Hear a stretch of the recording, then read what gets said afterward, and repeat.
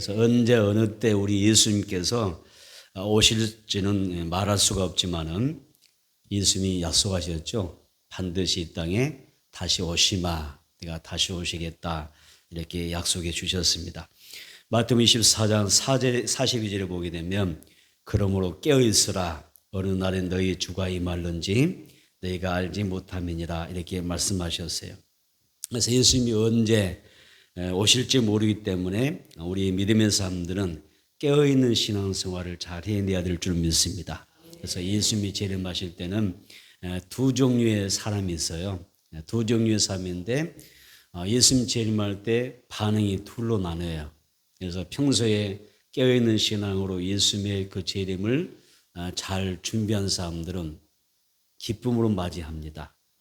아멘. 아멘. 주 예수에 어서 오시옵소서. 이 두 손 두 팔 벌려서 환영하고 예수 맞이할 수 있는데 또 한쪽에서는 미처 깨어있지 못한 사람들, 예수님의 재림을 잘 준비하지 못한 사람들은 어떤 반응이 있죠?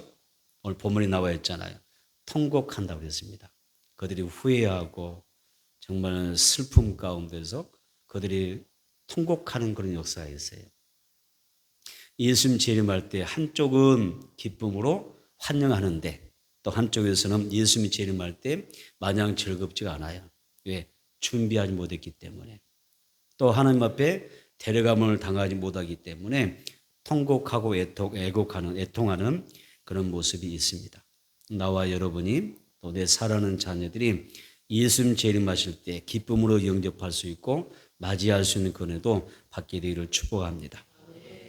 첫 번째 보면 제자들이 예수님께 재림하실 그 때의 징조에 대하여 물었습니다. 한번 보겠습니다. 마태복음 24장 3절입니다. 마태복음 24장 3절 읽어볼까요? 마태복음 24장 3절 같이 읽습니다. 시작. 예수께서 감난산 위에 앉으셨을 때에 제자들이 조용히 와서 이르되 우리에게 이르소서 어느 때에 이런 일이 있겠사오며 또 주의 임하심과 세상 끝에는 무슨 징조가 있사오리까. 여기에 보니까 제자들이 예수님이 감람산에 머무셨는데 또 어느 곳에 앉아 계실 때에 조용히 찾아왔습니다. 그리고 조용하게 묻습니다. 우리에게 말씀해 주세요. 어느 때 이런 일이 있겠습니까? 예수님이 언제 재림하시겠습니까? 주의 임하심과 세상 마지막 시대의 그 징조가 어떤 것입니까? 어떠한 징조가 있겠습니까? 라고 물었어요. 그때 예수님이 답변하셨습니다. 4절 5절 한번 보겠습니다. 시작. 예수께서 대답하여 이르시되 너희가 사람의 미혹을 받지 않도록 주의하라. 많은 사람이 누구 이름으로? 예수 이름으로 와서 이르되 나는 뭐라고요? 그리스도라 하여 많은 사람을 미혹하리라. 이렇게 말씀하셨어요. 이 말세가 되면 또 예수님의 재림이 임박할수록 재림의 징조 중에 하나가 뭐냐면 예수 이름으로 오는 미혹하는 거예요. 그래서 많은 이단들이 생겨납니다. 말세 현상 중에 하나가 이단이 성행하는 것입니다. 그래서 내가 그리스도다, 내가 예수다, 내가 보혜사야, 내가 성령님이야, 내가 하나님이야, 이런 무리들이 많이 생겨납니다. 이것이 말세 징조 중에 하나입니다. 그래서 사람의 미혹을 받지 않도록 주의하라. 많은 사람들이 내 힘으로 와서 나는 그리스도, 내가 바로 그리스도라. 그렇게 해서 많은 사람을 미혹하리라. 이런 그 사람들이 생겨난다고 그랬어요. 그래서 우리는 이단과 어떤 사이비에 빠져 살아가는 사람들을 보면 정말 이해하지 못할 때가 많아요. 그토록 열심히 예수 믿었고 열심히 성경 공부도 하고 제자 훈련도 받고 훈련을 많이 했는데 어떻게 저렇게 사람들이 이단에 빠질 수가 있는가? 아무리 들어봐도 허무맹랑하고 거짓의 이야기인데 어떻게 저런 말에 쉽게 현혹되고 미혹당할 수 있는가? 이해할 수가 없어요. 그렇죠? 우리도 이해하지 못하겠죠? 우리와 함께 열심히 신앙생활 하다가 열심히 말씀을 배우고 신앙생활을 열심히 하다 어느 순간 보니까 이단에 빠지는 사람들이 많이 있거든요. 그래서 왜 저들은 우리와 똑같은 그런 사람을 향하여 저 사람은 보혜사라고 믿고 하나님이라고 믿고 예수라고 믿는 것인가? 치아가 다 빠져서 틀리하는 그런 노인들이 바로 예수가 되고 하나님 되었다는데 내가 예수라고 그러고 하나님이라고 그러는데 그 노인을 믿어야 예수 믿고 영생한다고 하는데 우리가 어떻게 저것을 믿을 수 있는가? 이해할 수가 없는 것입니다. 그래서 이단에 빠진 사람들은 왜 그렇게 우리는 이해 못하는 그런 상황에서 상황으로 빠져가는데 저 사람들이 이렇게 이단에 빠져 있는가 생각해 볼 때 왜 그럴까요? 이해 못한 일이 생길까요? 미혹하는 영에 사로잡히기 때문에 그러는 거예요. 도무지 상식적으로도 우리가 성경 지식을 가지고도 믿을 수 없는 상황이지만은 미혹의 영에 확 휩싸이게 되면 한순간에 어떻게 돼요? 올바른 판단력을 상실해 버려요. 그래서 이것이 거짓인 줄도 모르고 이게 사실로 믿고 빨려 들어가는 거예요. 오늘 우리에게 성령 충만하기로 나옵니다. 지혜와 계시의 영이 성령으로 충만하기로 나옵니다. 그래서 성령은 진리의 영이라고 말씀하잖아요. 성령은 진리의 영이시다. 진리의 영이신 성령이 나로 하여금 나를 사로잡아 주시고 성령으로 충만하게 될 때 내가 영적으로 분별력이 생기는 거예요. 아, 이건 잘못됐구나. 이건 이단이구나. 거짓 종교구나. 거짓 진리구나. 이게 분별이 되는 거예요. 성령께서 나를 컨트롤해 주지 않냐면은 우리가 영적으로 분별력을 잃게 됩니다. 미혹하는 영에 휩싸이게 되죠.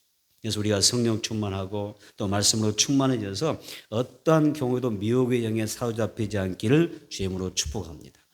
내 사랑하는 가족들, 내가 정말 가까이 하는 그런 친한 것들이 이런 이단과 어떤 사악한 영들의 미혹을 받지 않도록 열심히 예수 그리스도를 전하는 우리 모두가 되어졌으면 좋겠습니다. 여러분, 전 세계적으로 내가 그리스도라고 하는 사람들이 이단의 그 교주들이 몇 명이나 될 것 같아요? 그래서 내가 그리스도라 이렇게 말하는 사람들이 교주가요 300명 정도 된대요. 내가 예수야 이런 사람이 많아요. 뭐 우리나라도 내가 예수한 사람이 많아요. 그렇죠? 또 내가 하나님의 사람도 많고 내가 하나님의 또 발전해서 내가 하나님의 아내라는 사람도 많아요. 아내라는 사람도 있어요. 그런데 우리나라에서 전 세계적으로 한 300명 정도 내가 그리스도라는 사람이 있는데 그중에 대한민국에서 몇 사람이 될까요? 내가 그리스도라는 사람이 약 80명. 약 80명 정도가 내가 그리스도라고 이야기를 해요. 그래서 우리나라는 이 기독교가 이렇게 하나님의 축복으로 번창하고 잘 교회들이 가는 곳곳마다 세워져 있는데 그럼에도 불구하고 이단이 성행하는 거예요. 몇 명 정도 된다고 그랬지 아까? 80명 정도가 된다고 그랬어요. 그러니까 우리 이렇게 미혹의 영에 사로잡혀서 참된 예수, 나의 구세주 되시는 예수 그리스도를 믿는 것이 아니라 사람 예수를 믿으면서 여러분 많은 사람이 악한 영에 휩싸여서 저 사탄의 자리 어때요? 악한 영에 휩싸여서 지옥의 불로 떨어지고 있는 것입니다.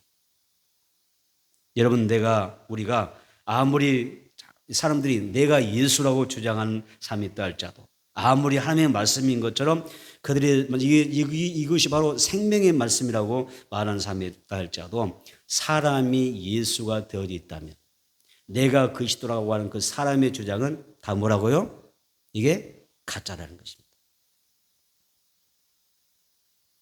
여러분 우리가 이상하게도 이렇게 가짜임에도 불구하고 이런 거짓 교훈에 미혹당하는 사람들이 많습니다. 나는 여러분의 가정을 축복합니다. 여러분의 자녀들을 축복합니다. 사회생활하면서 누군가를 만나면서 어떤 이단 사상에 빠져있는 사람들을 만나지 않기를 그리고 그 이단에 의해서 미혹당하는 내 자녀들이 없기를 주님으로 축복합니다. 우리는 그래도 여기 있는 여러분들은 괜찮은 것 같은데 안심되는데 여러분 세상에 직장생활하면서 그렇죠? 누군가를 만날 때 어떤 잘못된 친구를 만나서 이단에 빠지는 사람도 많이 있잖아요. 그래서 그런 미혹의 영에 빠지지 않기를 주님으로 축복합니다. 이게 미단의 역사는요. 이단이 막 성행하는 이유 중에 하나가 뭐냐면 말세의 징조 중에 하나이기 때문에 그렇습니다. 자, 마태복음 24장 6절을 보겠습니다. 자, 마태복음 24장 6절로 7절 상반절을 보도록 하겠습니다. 우리 같이 읽어봅니다. 난리와 난리 소문이 듣겠으나 너희는 삼가 두려워하지 말라. 이런 일이 있어야 하되 아직 끝은 아니니라. 민족이 민족을 나라가 나라를 대적하여 일어나겠고 이게 뭐예요? 말세 현상이에요. 예수님의 재림이 임박하면 이게 더 빈번하게 되고 더 빠른 속도로 전쟁이 일어나게 돼요. 많아지게 돼요. 그래서 말세의 징조 중에 하나가 예수님이 말씀하는 거예요. 난리와 난리의 소문을 너희가 듣게 될 것이다 이렇게 이야기했고요. 7절에 보니까 뭐라고 했어요? 민족이 민족을 나라가 나라를 대적하여 일어난다 그랬잖아요. 이게 전쟁이잖아요. 여러분 제1차 세계대전으로 몇 명이 죽었을까요? 1천만 명이 죽었습니다. 2차 세계대전 가운데서는 7,800만 명이 죽었습니다. 앞으로 전쟁이 더 무섭겠죠? 뭐 요즘 같은 전쟁이 더 무섭잖아요. 얼마나 미사일이 발달되고 있죠? 뭐 핵무기를 사용만 안 되지만 어렵지만은 한 번 터지면 핵무기 같은 거 어때요? 한 번 버튼을 누르면 이게 연쇄 반응이 기수가 있습니다. 어떤 분이 전쟁 이야기 하다가 저희 목사님 그 독서 클럽이 있는데 그 중에 그런 이야기 하더라고요. 우리나라가 전쟁 나면 무섭대요. 남한도 전쟁은 무섭고요. 북한도 무섭대요. 왜냐하면 다른 나라 전쟁하면 너 죽고 나 살자고 하는 게 전쟁이래요. 보통 사람 생각이. 그렇죠? 그런데 이 한민족의 근성은 다르대요. 너 죽고 나 죽는 거예요. 무섭잖아요. 너 죽고 나 살자고 하면 그래도 뭔가 있는데 가능성인데 이거 뭐 남한이나 북한 같은 경우에는 이 민족 근성 자체가 전쟁이 나면 뭐냐면 너 죽고 나 죽어버리는 거예요. 무섭잖아요. 이것이 한민족의 근성이거든요. 그러다 보니까 무서운 건데, 자, 우리가 어떤 핵무기 같은 거라, 어떤 미사일 같은 거, 요즘 뭐 싸움 보면 전쟁 나면 어때요? 엄청나게 죽잖아요. 한순간에.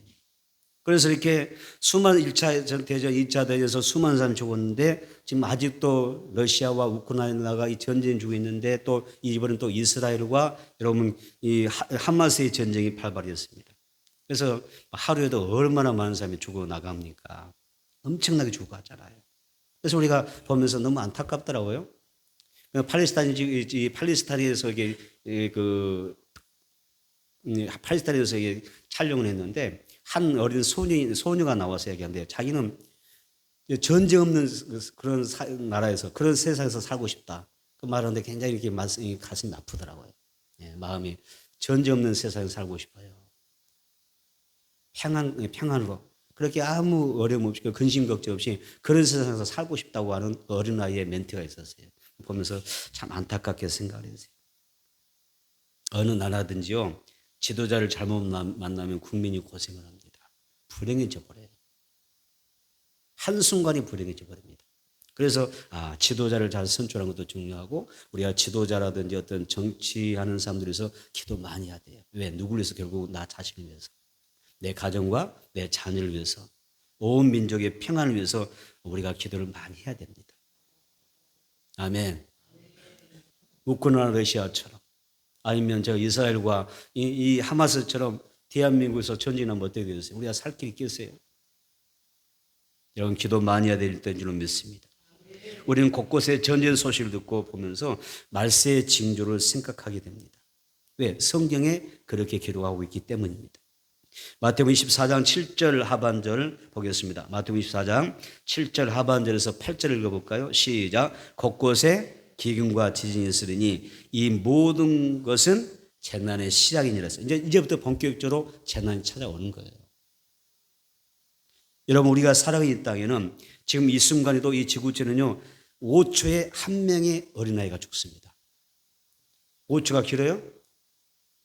하나 둘 셋 넷 다섯 벌써 한 명 죽는 거예요. 아이가 지금 죽고 있는 거예요. 5초에 한 명씩 이 지구에서 아이가 죽어갑니다. 그래서 매일 약 18,000명의 여러분 어린아이가 굶주려서 지금 죽어가고 있습니다.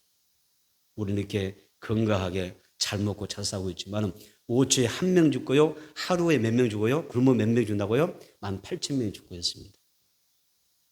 지금 지구가 그런 거예요. 우리 은혜 중에 사니까 잘 모르지만 지금 시대가 그렇게 살고 있습니다.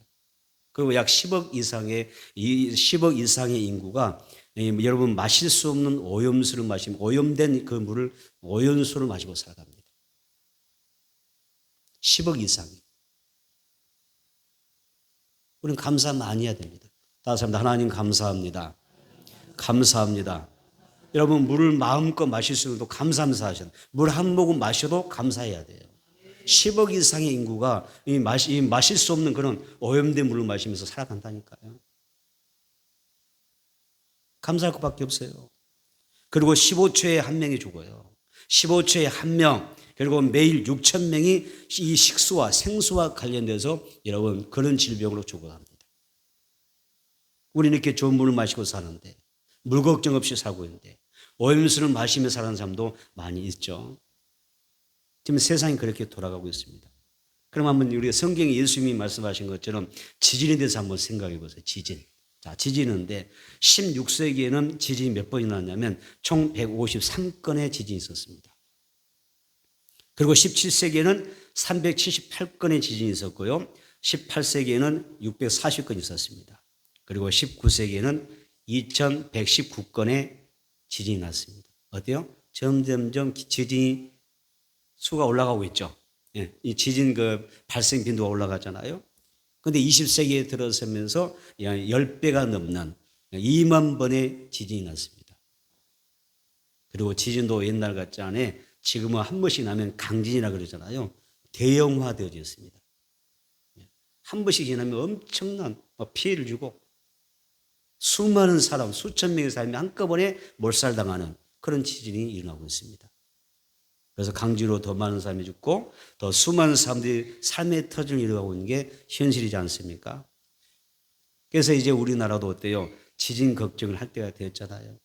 예전에는 생각지 못했는데 지금은 우리나라도 지진의 안전지대가 아니다. 그런 이야기를 하고 있습니다. 이것이 예수님 말씀하셨죠. 제자들이 예수님 말세가 되면 무슨 징조가 있나요? 어떤 일이 일어납니까? 라고 할 때 예수님이 하셨던 말씀들입니다. 여러분, 말세 징조지요. 주님이 언제 오실지 아무도 모릅니다. 천사도 모릅니다. 누구 아시죠? 하나님 아버지만 아십니다. 그러나 예수님이 말씀하신 이 말세의 징조가 지금은 세계 곳곳에서 일어나는 것을 보면서 믿음의 사람들은 예수님의 재림이 임박했구나. 깨어서 아멘. 영적으로 깨어서 우리가 준비하는 신앙생활을 자리에 나가야 될 줄은 믿습니다. 그래서 우리 모두가 이 새 속에 물들지 말고 이 세상 사람들처럼 세상의 정욕과 안목의 정욕과 이 세상 자랑에 우리가 너무 심취하지 말고 뭐에 우리가 힘써야 돼요? 하나님을 예배하고 다시 오실 예수님을 소망하면서 우리가 믿음 안에 살아가는 것이 최고의 복인 줄로 믿습니다. 아멘. 성전에 머물면서 주님을 믿고 섬기는 그런 신앙생활이 가장 큰 복을 받은 사람들이죠. 두 번째, 예수님이 재림할 때 무슨 일을 하시느냐? 택하심을 받은 사람들을 불러 모으신다 그러셨어요. 다시 한번 예수님이 재림하실 때는 택하신 자들을 불러 모으신다. 예수님이 재림하는 목적이 택하신 자들을 모으시기 위해서 하는 것입니다. 성경에는 많은 예언이 있어요. 또 성경에는 많은 예언이 있었고 그 예언이 성취되는 내용을 다루고 있어요.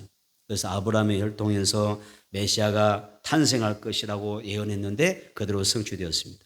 또 이사야 선지자를 통해서 동령전 마리아에게서 메시아가 탄생할 것이다 예언했는데 이루어졌잖아요. 그렇죠? 또 미가 선지자를 통해서 예수님이 베들레헴에서 탄생하실 것이다 예언했는데 그 예언대로 성취가 되었습니다. 성경에도 예언과 성취가 많이 나와요. 예언하면 반드시 이루어지는 게 성경이에요. 따습니다. 성경은 예언하면 반드시 성취된다. 이것이 성경의 기록입니다. 성경이 일방적으로 될 거야 이런 이야기만 있는 거 아니에요.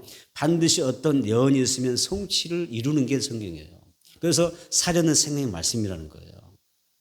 여러분, 그런데요, 성경에 예수님의 재림에 대한 이야기는 얼마나 예언됐을까요?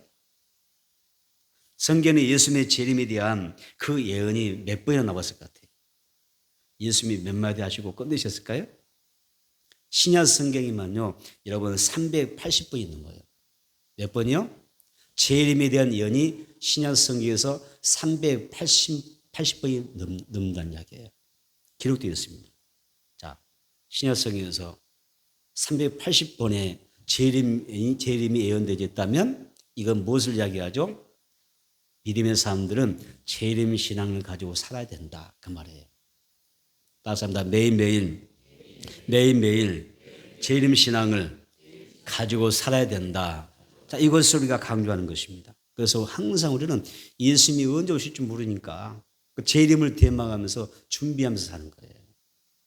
여러분, 성경 우리 믿음의 한국의 그 선지들은요, 재림 신앙이 탁월했어요. 그래서 노래도 있잖아요. 낮에나 밤에나 눈물 머금고, 그렇죠? 뭐 구름만 떠도 예수님 몰러 오시니까 구름 타고 오시기 때문에 구름만 떠도 행여나 예수님 오시는가 해서 사모하면서 재림 신앙으로 살아갔다고 했어요. 주님 고대가. 제가 복음성가 중에 이 찬양 가운데 제일 좋아하는 게 주님 고대가예요. 그래서 우리 교회 유튜브에 우리 사모님 주님 고대가 제가 특별히 부탁해서 촬영해서 녹음했는데 그걸 매일 들어요, 저는. 차를 타면 늘 주님 고대가를 부르고 그리고 항상 그게 우리를 사모하고 그렇게 살아가요. 주님 고대가 부르면 힘이 나더라고요, 저는. 힘이 나요. 좀 힘들면 주님 고대가 불러요. 그래서 항상 주님 고대를 항상 가까이 하면서 애창하면서 듣고 있어요. 여러분 매일매일 재림 신앙으로 승리하기를 축복합니다. 예수님의 재림의 때에 종말의 재앙이 곳곳에 덮칠 것입니다. 그럼에도 불구하고 우리를 걱정하지 않아도 돼요. 왜? 주님께서 우리를 안전하게 보호해 주실 줄로 믿습니다. 뭐한 삶입니까? 택함 받은 삶이기 때문에. 아멘. 이런 말씀 충만합시다. 성령으로 충만합시다. 그리고 성령의 능력과 기름 안에서 하나님의 은혜와 보호의 장막 가운데 살아가기를 축복합니다. 예, 말세의 징조는 어렵잖아요. 기근과 재증과 이단과 또 온갖 천재지변 다 일어나잖아요. 갈수록 더 많아지잖아요. 이때는 하나님의 보호가 필요하죠. 하나님께서 우리를 보호해 주실 줄은 믿습니다.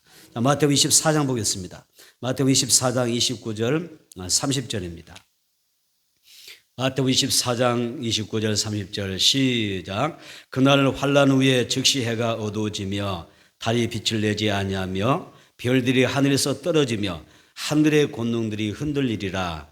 그때 인자의 징조가 하늘에서 보이겠고 그때 땅의 모든 족속들이 통곡하며 그들이 인자가 구름을 타고 능력과 큰 영광으로 오는 것을 보리라. 아멘. 말세의 현상 징조는 이렇게 되는 거예요. 다 천재 지변이 일어나잖아요. 그러면서 예수님이 마지막에 다 나타나시는 거예요. 오시는데 인자가 누구예요? 예수님을 이야기하는 거예요. 예수님이 자신을 지칭할 때 인자라 그러셔요. 그래서 인자가 그러니까 예수님이 구름을 타고 능력과 큰 권능으로 오는 것을 천한만민이 다 보리라 그랬어요. 예수님 재림할 때 어때요? 천한만민이 다 보게 돼요. 예수님이 몇몇 사람이 나타나는 게 아니거든요. 믿는 사람이든 믿지 않는 사람이든 뭐 이교도이든 그 누구든 이단들도 다 볼 거예요. 그런데 차라리 예수님의 재림은 다 보는 건데 만약에 내가 재림 줄 알면 믿을 수가 없어요. 왜 믿을 수가 없어요? 내가 예수님 오신 데를 못 봤거든. 이해됐죠?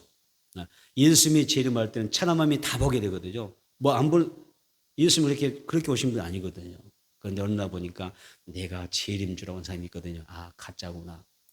예수님 재림한데 보아서 내가 본 적이 없거든. 다 벌써 성경에 나와 있는 이야기 다르잖아요. 그래서 천한만민이 다 볼 수 있도록 예수님께서 구름을 타고 어떻게 하셨어요? 능력과 큰 영광으로 이 땅에 재림하신다 말씀하셨어요. 그리고 재림하셔서 어떤 일 하시죠? 마태복음 24장 31절입니다. 시작. 그가 큰 나팔 소리와 함께 천사들을 보내리니 그들이 그의 택하신 자들을 하늘이 끝에서 저 끝까지 사방에서 모으리라. 아멘. 자, 예수님께서 나와 여러분들을 구원하기 위해서 또 우리를 데려가시기 위해서 어떻게 오세요? 다시 오신다고 말씀하셨어요. 큰 나팔 소리와 함께 천사들을 보내셔서 택하신 자들을 어떻게 해요? 이 끝에서 저 끝에서 다 불러 모으신다. 이렇게 말씀하셨습니다. 그래서 우리를 천국으로 인도해 주시죠. 여러분 청함받고 택함 받읍시다. 따섭니다. 청함받고 택함 받읍시다. 왜 청함받고 택함까지 받아야 되죠? 청함 다 받을 수 있거든. 청함도 못 받는 사람도 있을 수 있겠지만 일단 청함은 다 받는데 청함 받았지만 뭐가 중요해요? 택함 받는 게 중요해요. 성경도 말씀하셨잖아요. 청함 받은 자는 많지만 그렇죠? 택함 받은 자는 적다 하셨거든요. 그러니까 나와 여러분이 내 사랑하는 자녀들이 우리 부모 형제가 청함받고 택함받게 되기를 주님으로 축원합니다. 그래서 예수님도 어때요? 이 땅에 재림하실 때 뭐 하는 사람들? 청함만 사람 데려온 게 아니라 누구를? 택하심을 받은 사람들을 구원하러 오셨다고 했거든요. 우리 모두가 택함 받은 줄을 믿습니다. 아직도 청함 받았지만 택함 받지 못한 사람이 있다면 어떻게 해야 되세요? 가족 전도에서 그것도 예수 믿고 구원받도록 해야 됩니다. 그래서 함께 들림 받을 수 있도록 그렇게 해야 되지 않을까요? 세 번째, 깨어 있어야 예수님을 맞이할 수 있다. 다섯 다 깨어 있어야 예수님을 맞이할 수가 있다. 아멘. 깨어 있어야 예수님을 맞이할 수 있다 그랬어요. 주님은 마지막 때를 살아가는 우리들에게 말씀하셨어요. 언제 너의 인생에 종말이 올지 알 수가 없어요. 그렇죠? 내 인생에 종말이 언제 올지 몰라요. 언제 오실 줄 몰라요. 언제 여러분 데려갈 줄 몰라요. 제가 아신 분은 차를 타고 가다가도 들림받은 분이 있어요. 하나님 부름받는 사람이에요. 교차로에서 신호등 대기하다가 하나님이 딱 심장 멎으면서 데려가셨어요. 언제 가실 줄 몰라요. 또 우리가 건강히 좀 살지라도 언제 이 땅에 우주적 종말이 올지도 모르죠. 그래서 항상 우리는 종말이 언제 올지 모르기 때문에 주의하고 깨어있는 신앙생활을 성경에 하라고 말씀하셔요. 여러분 하나님 나라를 오늘 부르시더라도 준비되셨나요? 주님 만날 준비하셨어요? 이미 되어 있어요? 주님 하나님께서 오늘 여러분들의 생명을 부르시면 주님 저의 영혼을 주님 손에 부탁합니다. 그리고 주님 앞에 기쁨으로 가실 수 있나요? 아니요. 잠깐만. 아직 준비 안 됐어요. 준비 안 돼서 여러분 또 그렇게 그런 또 사람도 있을 수 있잖아요. 항상 준비하고 있어야 돼요. 깨어있는 사람과 깨어있지 못하는 사람들의 여러분 운명이 갈린다는 사실 아세요? 깨어있는 신앙과 깨어있지 못하는 사람의 운명이 달라집니다. 마태복음 24장 보겠습니다. 마태복음 24장 40절 42절을 보겠습니다. 마태복음 24장 40절 42절 시작. 그때 두 사람이 밭에 있음에 한 사람은 데려가고 한 사람은 버려둠을 당할 것이요 두 여자가 맷돌질하고 있음에 한 사람은 데려가고 한 사람은 버려둠을 당할 것이니라. 그러므로 깨어있으라. 어느 날에 너희 주가 임할는지 너희가 알지 못함이니라. 아멘. 예수님 재림하게 되면 하실 때에 부부가 침대에서 같이 자고 있는데 한 사람만 들림 받아버려요. 한 사람은 나고 되는 거예요. 부부가 같이 잠을 잤는데 눈 뜨고 보니까 한 사람만 들림 받았어. 한 사람만 남아 있었어요. 차를 타고 가다가 한 사람만 들림 받고 한 사람은 차 안에 있어요. 그런데 차 타고 가다가 예수님 만약에 하나님이 부르실 때 걱정인 게 하나 있어요. 뭐가 걱정이에요? 아니 운전대를 잡고 있는 사람이 들림 받고 뒤에 뒷좌석에 타고 가는 사람이 남아있을 때 어떻게 되세요? 고속도로 가고 있는데 갑자기 운전사 사져버리네? 남편이 운전하다가 아내만 딱 뒤에 딱 어떻게 돼요? 죽는 거야. 큰일 나는 거니까. 비행기를 타고 가는데 기장에 딱 들림 받고 남아오는 거 어떻게 됐어요? 공에서 무슨 일이 있겠어요? 그게 실제 사건이에요. 실제 일어날 사건인 거예요. 마지막 시대에 예수님 재림하실 때 들림받는 막 일이 일어나면요. 데려감을 당하고 남겨진 사람이 있게 되면 이런 현상이 막 생기는 거예요. 우리 아이들이 생각해보세요. 우리 아이들이 학교 갔다 오는데 집에 문 연대요. 엄마 하고 들어오는데 엄마가 안 보여. 문 열고 아파트 문을 딱 들어오고 들어왔는데 엄마 찾고 들어왔는데 엄마가 없어. 왜? 주님 앞에 데려감을 당했기 때문에. 데려감을 받았기 때문에. 내 사랑하는 자녀들이 나고 되면 될까요? 나의 사랑하는 배우자가 나고 되면 되겠어요? 내 부모님이 나고 되면 될까요?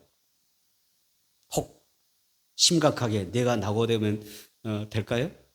어렵게 안 되겠잖아요. 그래서 깨어있는 사람과 깨어있지 않는 사람들의 운명이 달라진다. 그래서 우리가 주님을 정말 맞이하려면 내 가족이 주님을 맞이하려고 하면 뭐가 필요해요? 영적으로 깨어있어야 될 줄 믿습니다. 구원 받았지만은 구원 받았음에도 불구하고 깨어있는 사람이 들림 받는 거잖아요. 준비해야 돼요. 준비하고 있어야 돼요.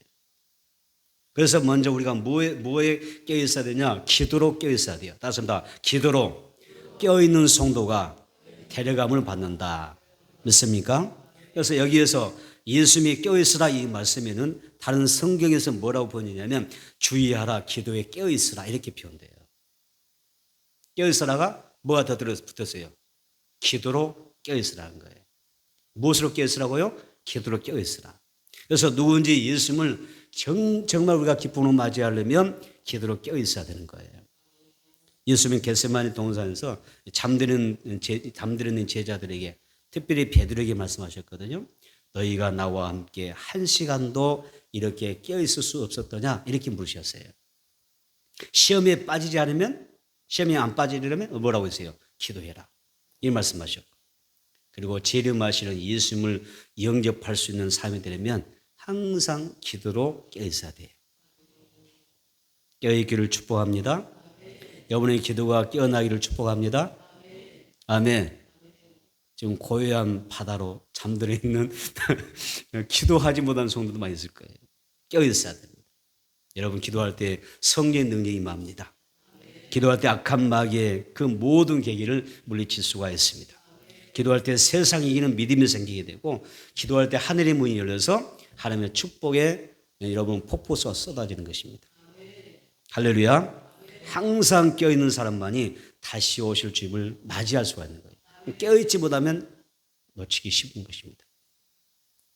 또 말씀으로 깨어있는 성도가 데려감을 받습니다. 따습니다. 말씀으로 깨어있는 성도가 데려감을 받는다. 말씀으로 깨어있어야 됩니다. 말씀을 깨어있어요. 여러분 이 하나님께서 이사야 40장 8절에서 이렇게 선지자를 통해서 말씀하셨어요. 푸른 마르고 꽃은 시드나 우리 하나님의 말씀은 영원히 서리라 그랬어요. 하나님의 말씀만 영원히 선다.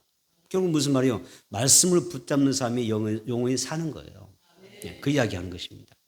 우리의 젊음도 우리의 건강도 생명도 우리의 명예도 영광도 다 사그러져요. 어느 순간 다 사그러져요.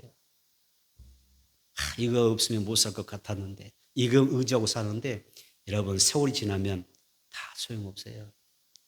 그게 다가 아닙니다. 그렇죠? 전부가 아닙니다. 뭐만 전부예요? 하나님의 말씀만 전부예요. 자 보세요. 여러분의 젊음, 청춘, 건강, 생명, 부와 명예, 권세 젊을 때 하는 이야기지. 우리가 나이 먹어가면서 내 인생의 종말이 다가올수록 그건 의미가 없어요. 이 세상에서 영원한 것은 뭐만 영원하다고요? 오직 하나님의 말씀만 전부인 것입니다. 신학자 칼바르트라는 사람이 있는데 이 칼바르트가 이런 말을 했습니다. 하나님의 말씀이 성경 안에서 우리를 기다린다 그랬어요. 맞습니다. 하나님의 말씀이 성경 안에서 나를 기다리고 있다. 참 유명한 사람들은 좀 대화가 말이 좀 달라요. 그렇죠? 하나님의 말씀이 성경 안에서 나를 기다리고 있다. 이렇게 이야기하세요. 하나님은 말씀을 통하여 내게 영생의 길을 제시하죠. 복음의 길을 제시하죠. 아멘. 축복의 길을 예비하시고 이끌어가는 줄은 믿습니다. 그래서 만약 우리가 성경을 읽지 않냐고 하나님의 말씀에 순종하지 않는다면 우리는 멸망의 길로 갈 수밖에 없는 것입니다. 만복의 근원 되신 하나님은 우리가 말씀을 열심히 읽기 원하시죠. 읽고 듣고 지켜 행하는 사람이 되기를 바라셔요. 그래서 그러한 사람들에게 하늘의 보고의 문을 활짝 여셔서 창고를 여셔서 들어가도 복을 받고 나가도 복을 받는 그런 복을 약속하고 있습니다. 여러분 말씀을 읽고 듣고 순종하는 삶에 껴있어서 말씀에 껴있어서 여러분 꼭 승리하기를 바라고 아멘. 이 땅에서 복을 받고 반드시 예수님 재림할 때 어떤 사람? 들림받는 사람 되기를 주님으로 축복합니다. 아멘. 그래서 주님은 말씀에 순종하는 사람들을 부르신다는 사실을 꼭 기억을 하셔요.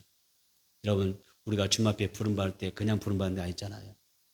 하나님의 뜻대로 사는 사람들, 말씀에 순종하는 사람들이 들림받는 것입니다. 그 다음에 사명에 깨어있어야, 맞습니다. 사명에 깨어있는 성도가 데려감을 받는다. 아멘. 마태복음 25장 14절입니다. 마태복음 25장 14절 보겠습니다. 마태복음 25장 14절 한번 읽어봅니다. 마태복음 25장 14절 시작. 또 어떤 사람이 타국에 갈 때 그 종들을 불러 자기 소유를 맡김과 같으니. 어떤 사람이 누굽니까? 예수님이죠. 예수님이 타국에 갈 때, 어디 갈 때? 천국에 가셨을 때 그 종들을 택한 자들을 불러 모아서 자기 소유를 맡김과 같다. 이게 천국의 모습입니다. 사명을 이야기하는 것입니다.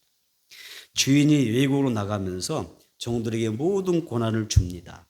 내가 언제 다시 올지 모르기 때문에 내가 너에게 맡겨진 어떤 일들을 뭐라고 했어요? 잘 감당하라. 이렇게 말씀하고 있는 것입니다. 그래서 갑자기 주인이 돌아왔을 때 그 사람이 지금 하고 있는 그 모습, 주어진 일을 잘 감당하고 있으면 어때요? 그걸 통하여 하나님께서 상급과 심판을 하는 거예요. 사명 따라 하시는 거예요. 그래서 종은 주인이 언제 올지라도 주님을 맞이할 수 있는 준비가 잘 되어져 있어야 한다는 거예요. 그래서 우리는 주님이 주신 사명을 늘 자각하고 늘 껴서 충성해야 될 줄 믿습니다. 그래서 주님 앞에 서서 평생 우리가 살아온 것들을 어때요? 계산하는 그런 날들이 반드시 온다는 것입니다. 그래서 언젠가 주님이 내게 책임지러 오셨을 때 우리가 주님 앞에 기쁨을 맞이했으면 좋겠어요. 충성된 자는 얼마나 기쁘겠어요. 예수 모시면. 그렇죠? 평소 충성하지 못한 사람도 예수 모시면 얼마나 또 부끄럽겠어요. 그래서 사명이 굉장히 중요하지 않습니까? 언니가 예수님의 책임지러 오십니다. 오신데 순식간에 오십니다. 도둑같이 오신다 하셨습니다. 오시면 순간적으로 오셔버린 거예요. 오늘일지도 몰라요. 내일일지도 몰라요. 내가 살아있는 동안에 오실지도 몰라요. 아니면 죽고 난 다음에 다음 세대 오실지도 모르겠습니다. 그러나 세상의 징조를 보면 예수님의 재림이 임박해 있다고 하는 것을 하고 있기 때문에 준비하는 게 필요합니다. 여러분 항상 주의하여 깨어있는 성도가 복인 줄 믿습니다. 자, 뭐에 깨어있으라고 그랬죠? 다시 한번 기도에 깨어있으라. 또 뭐에 깨어있으라고요? 기도에 깨어있고 그 다음에 뭐예요? 말씀에 깨어있으라. 또 뭐에 깨어있으라고 그랬죠? 사명에 깨어있으라. 성경을 우리에게 말씀하고 있죠. 그래서 여러분 잘하였도다 착하고 충성된 종아 이런 인정받고 칭찬받고 천국으로 들림받기를 주님으로 축복합니다. 할렐루야. 말씀을 정리하겠습니다. 예수님은 요한복음 14장 3절에서 가서 너희를 위하여 거처를 예비하면 내가 다시 와서 너희를 내게로 영접하여 나 있는 곳에 너희도 있게 하리라 이렇게 말씀하셨어요.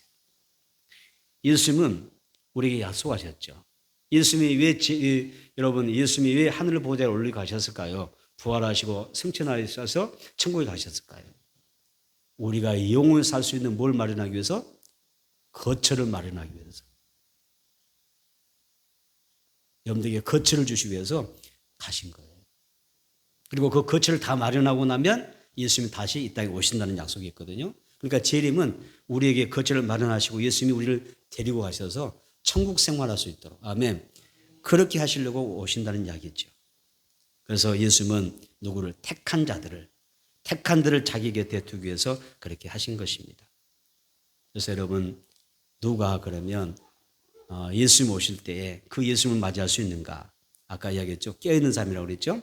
기도로 깨어있는 성도, 말씀으로 깨어있는 성도, 사명에 깨어있는 성도가 바로 예수님 앞에 갈 수가 있는 것입니다. 여러분 예수님 이 땅에 오실 때 여러 가지 징조가 있을 것을 말씀하셨습니다. 이미 징조가 시작이 됐고요. 수많은 그 성경의 징조가 예언된 대로 지금 진행되고 있습니다. 지금은 우리가 끼어서 신앙생활을 해야 될 줄 믿습니다. 주님의 순결한 심으로 설 수 있도록 진실한 사람 그리고 거룩한 삶을 살기 위해서 힘써야 됩니다. 그리고 믿음 안에서 살기 위해서 힘을 써야 됩니다.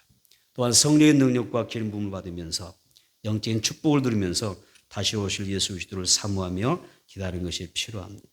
그래서 예수님 재림하실 때 우리가 흠없이 주님 만날 수 있는 그런 은혜가 우리 모두에게 꼭 있어지기를 주의 이름으로 축복합니다.